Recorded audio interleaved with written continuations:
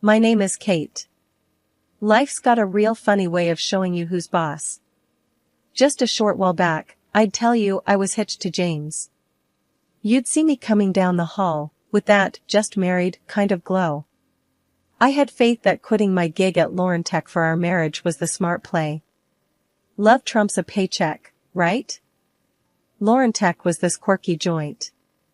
God knows, they had more rules than a prison. One of them serious deal breakers was about family. James put a ring on it and, boom, we're suddenly in the hot seat.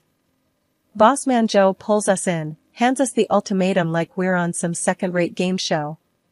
One of you's gotta roll out, he said, face as serious as a heart attack.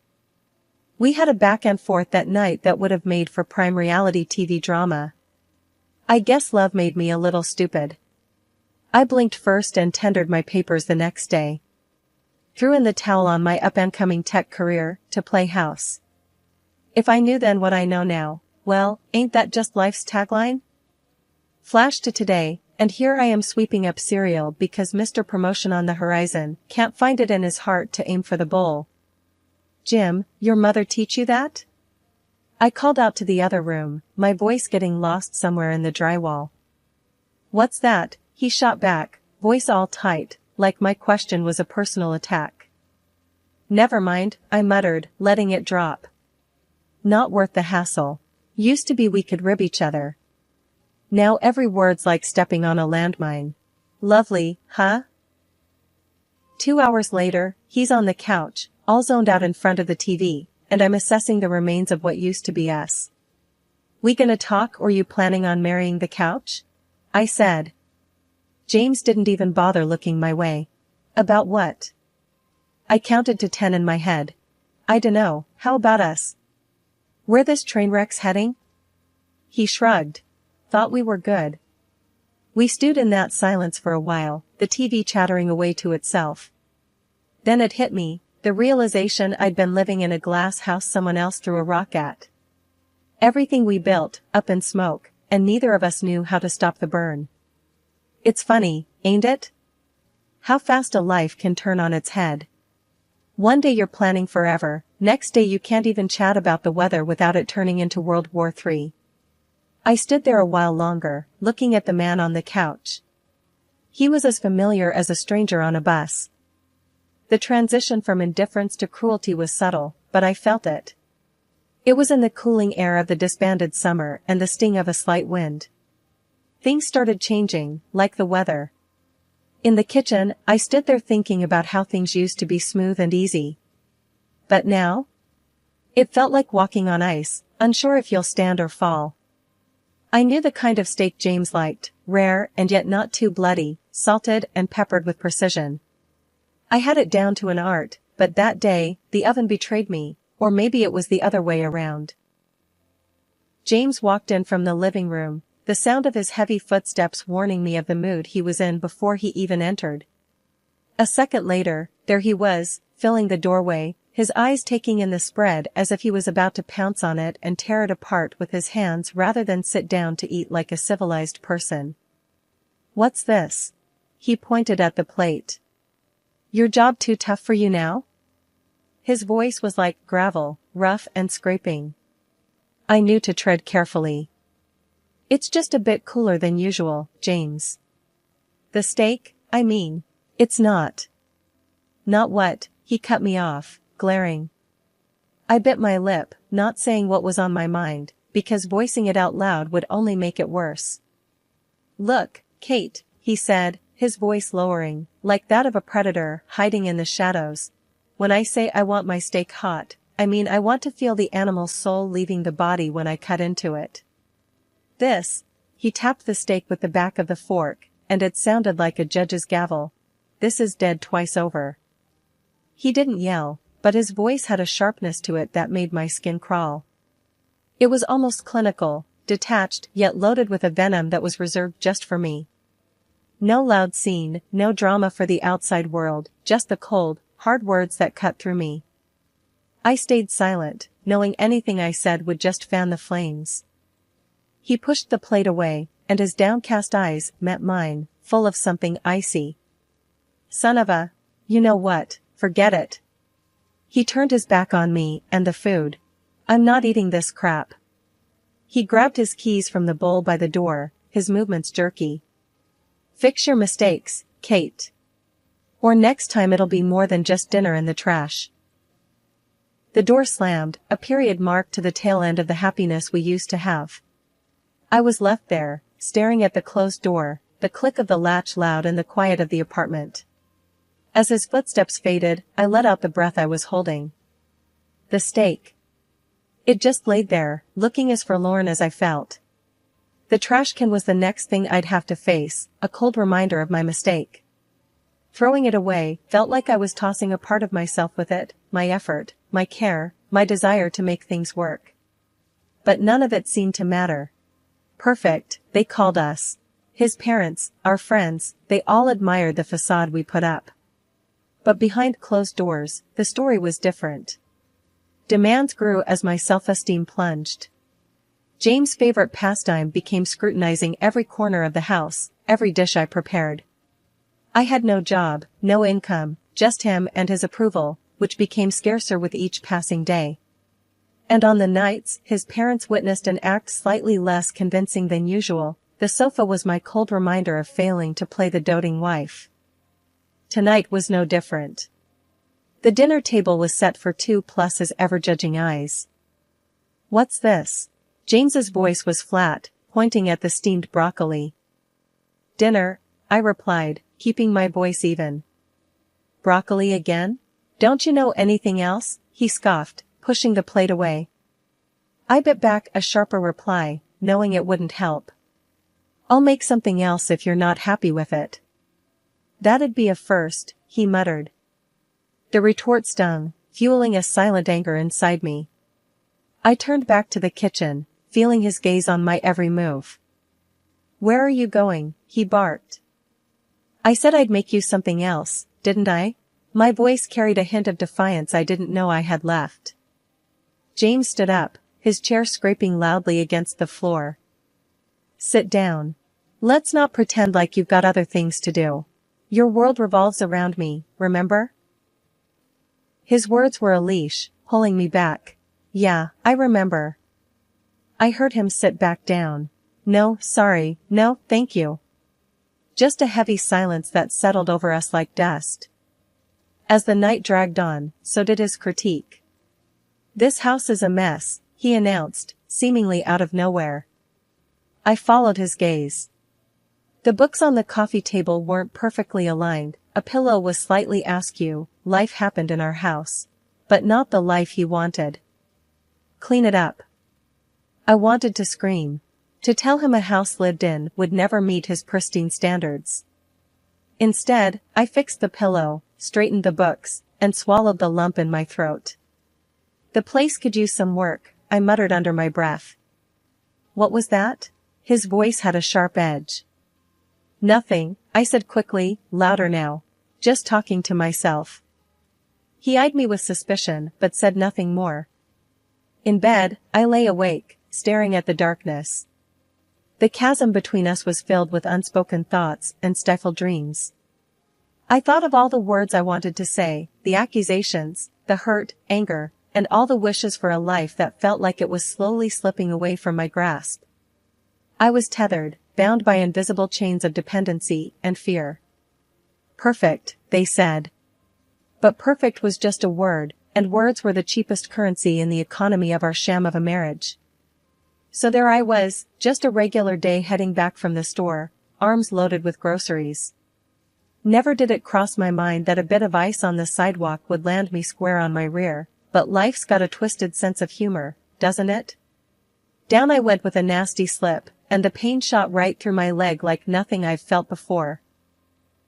I tried to get up, but no dice.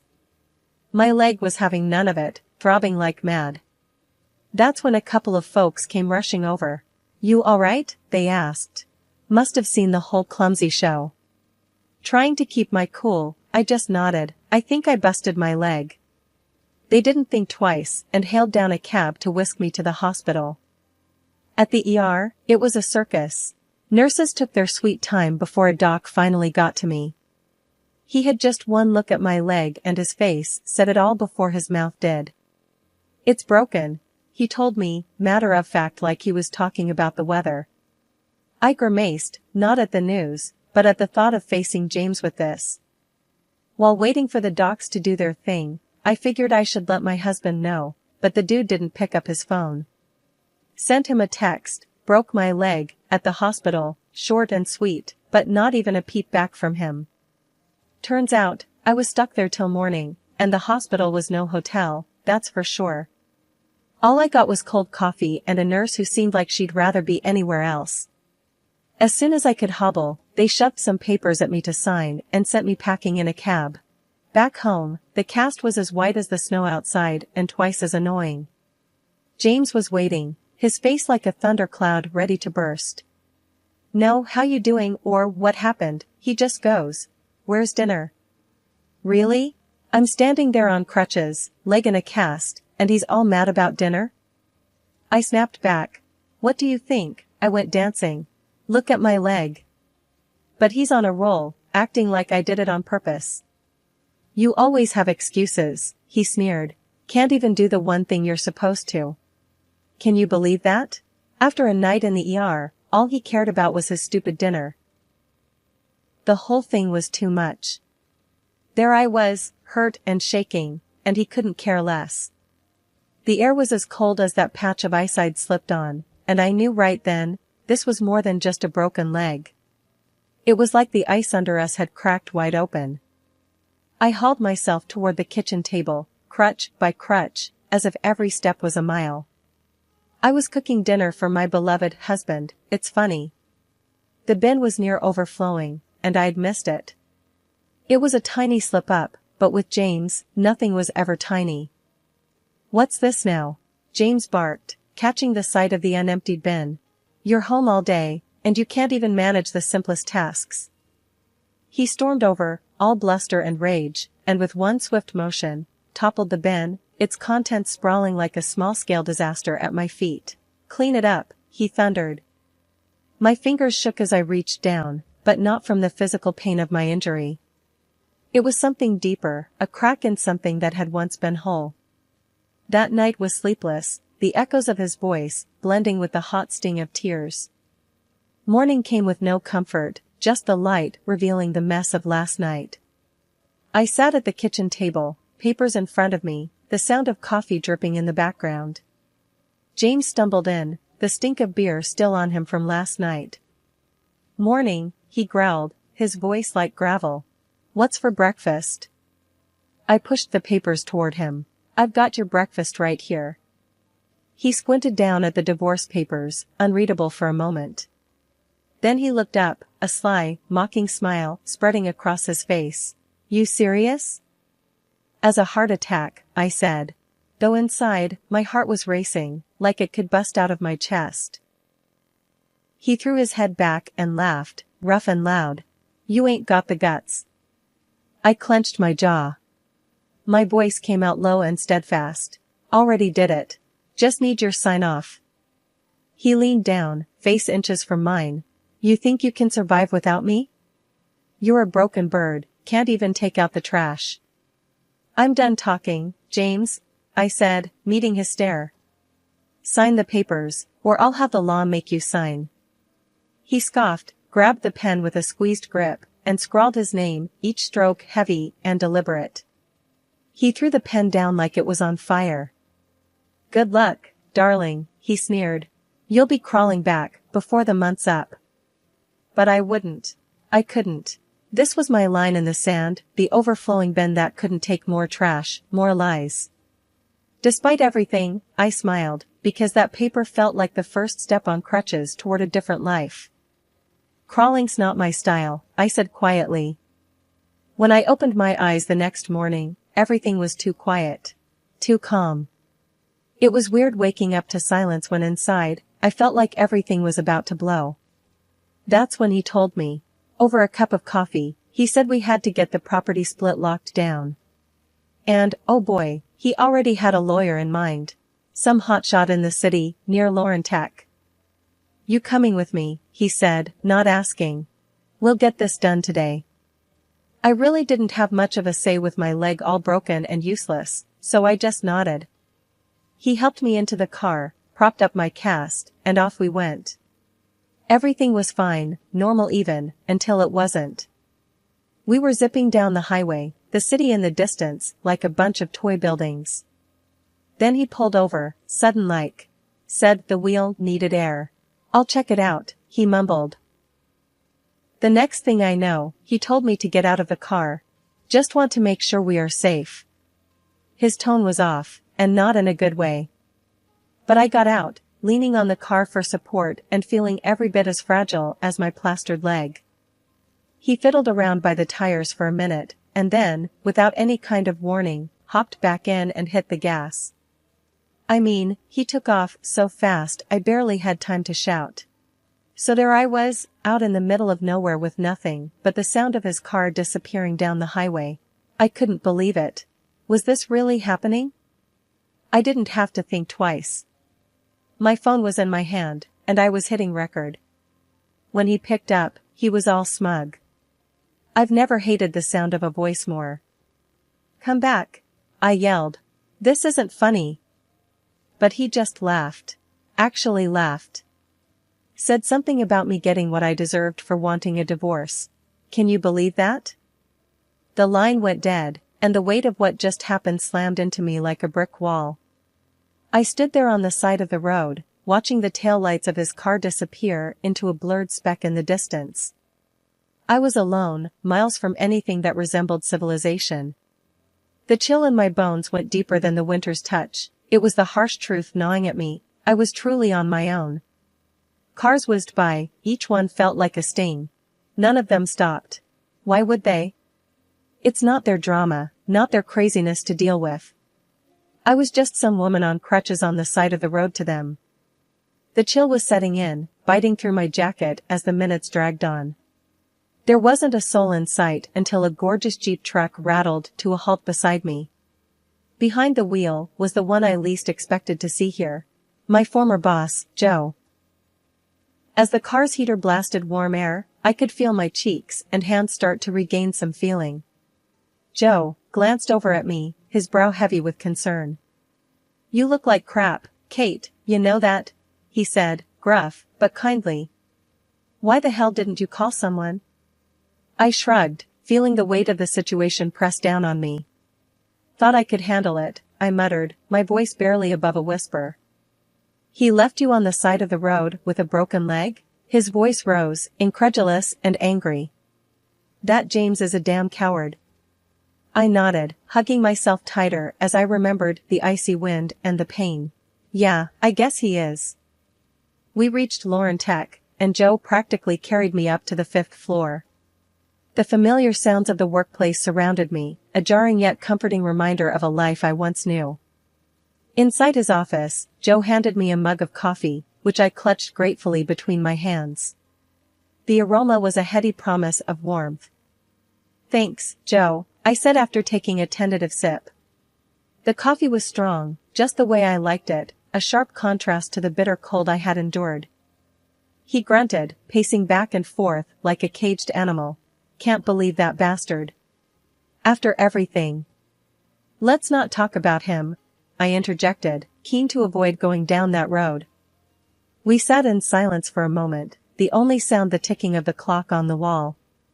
It was a comfortable silence, born from years of working together and understanding the ebb and flow of each other's moods. Joe finally stopped pacing and turned to face me. "What are you going to do now, Kate?" His tone was serious, the playful edge gone. "I don't know," I admitted, feeling lost. "I really don't know." His gaze softened, and he took the seat across from me. "Look, I'm not gonna beat around the bush. We could use you back here. The team hasn't been the same since you left." A spark of something, hope, maybe, or just surprise, fluttered in my chest. "You serious?" "As a heart attack," he said dryly. "You were one of the best. Hell, you are the best. I should have fought harder to keep you." I smiled weakly, both warmed and overwhelmed by his offer. "Wouldn't be easy with my leg like this." "We'll manage." I'll wait until you're back on your feet, literally. He leaned forward, a determined glint in his eyes. I'm not taking no for an answer. The toughness of his words, the undeniable command in his voice, it felt reassuring. Against the backdrop of uncertainty and pain, his offer was a beacon. I'll think about it, I said, knowing full well I'd already made up my mind. I'll think about it, I repeated, allowing a smile to play on my lips. Joe grunted in response, a sound that conveyed understanding and a touch of impatience. Having a purpose, a place to be, and the support of someone who believed in me was more than I could have hoped for given the day's events. It was an unexpected turn, but maybe, just maybe, it was the kind I needed. The air was thick with tension when James headed for the boss's door. The clump of his boots was more hesitant today, like he sensed the storm brewing. He pushed the door, and it creaked open, announcing his arrival to what was once his throne room. There I was, leaning against the desk, arms folded, waiting. James, come in, shut the door behind you, the boss said, his voice an even, ironed-out calm. James saw me and turned pale, but quickly pulled himself together. What's this about? He grumbled like a cornered animal, ready to bite. The boss gestured to the chair, but James didn't sit. Instead, he crossed his arms, a mirror image of my stance, but filled with defiance where mine held determination. James, the boss started, fixing him with a look that could freeze hell over. I always thought of you as a sharp man. But what you've done? That's the sharpest kind of stupid. James shot a glance at me, a mix of fear and anger in his eyes. So, she's been yapping, has she? What lies has she been selling? No lies needed, mate, I said, my voice steady as a heartbeat. Just played him the greatest hits of your ugly symphony. You've been recorded, clear as day. The boss reached into his desk, pulled out a recording device, and slid it across the table. Care to listen for nostalgia? James's face turned the color of concrete. You can't do this. You can't fire me over. Over what, James? Over you terrorizing your wife, my employee? Oh, I can. And I am. The boss cut in, his voice cold steel. James's eyes darted between the two of us, looking for some crack in the armor, some slip of weakness. But there wasn't one. I'll take you to court, he spat out. That's funny, I said with a cold laugh, 'cause that's exactly where we're going. Only difference is, I've got a bed of evidence, and you've got nothing but lies and empty threats. The boss stood up, the chair screeching against the floor like a war cry. Get out of my office, and get out of our lives. You're finished here. And with that, James's fate was sealed. In the courtroom, the evidence weighed heavier than his words, heavier than his anger. The judge didn't hesitate, hitting the gavel like a nail in the coffin of our married life. Sentence you to pay the compensation, and this court grants the separation, the judge announced, and it was like the first breath of spring air, chilly but promising blooms. Back at the job, I slid into the familiar groove of my work, but with a new shine on it. I wasn't just doing tasks, I was rebuilding. Every keystroke was a brick, every good morning mortar, every completed project a pillar in the house of my new life. Kate, my colleague Mark said, breaking my concentration. Must feel weird, huh? Getting everything back? I swiveled in my chair, facing him. Weird doesn't start to cover it, Mark. Feels like I've come back from the dead. Mark chuckled, his laughter rumbling like an old pickup truck. Zombie Kate, back for revenge. I cracked a smile. Something like that. Only this time, I'm not taking any crap from anyone. No more Mrs. Nice Gal. That's the spirit. You know, we all got your back here, no matter what. I nodded. The warmth in the office was more than the heating. It was the camaraderie, a shared fortress against any storm that might come.